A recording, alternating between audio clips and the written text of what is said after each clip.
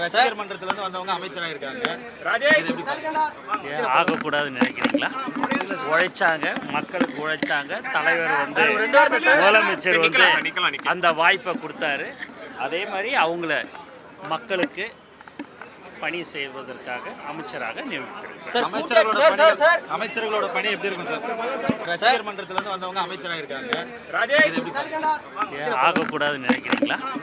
உழைச்சாங்க, மக்களுக்கு உழைச்சாங்க, தலைவர் வந்து முதலமைச்சர் வந்து அந்த வாய்ப்பை கொடுத்தாரு. அதே மாதிரி அவங்கள மக்களுக்கு பணி செய்வதற்காக அமைச்சராக நியமித்திருக்காங்க. அமைச்சர்களோட பணி எப்படி இருக்கும் சார்? ரசிகர் மன்றத்துல இருந்து வந்தவங்க அமைச்சராக இருக்காங்க. ஏன் ஆகக்கூடாதுன்னு நினைக்கிறீங்களா?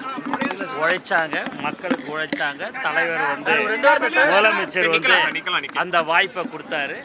அதே மாதிரி அவங்கள மக்களுக்கு பணி செய்வதற்காக அமைச்சராக நியமித்திருக்காங்க.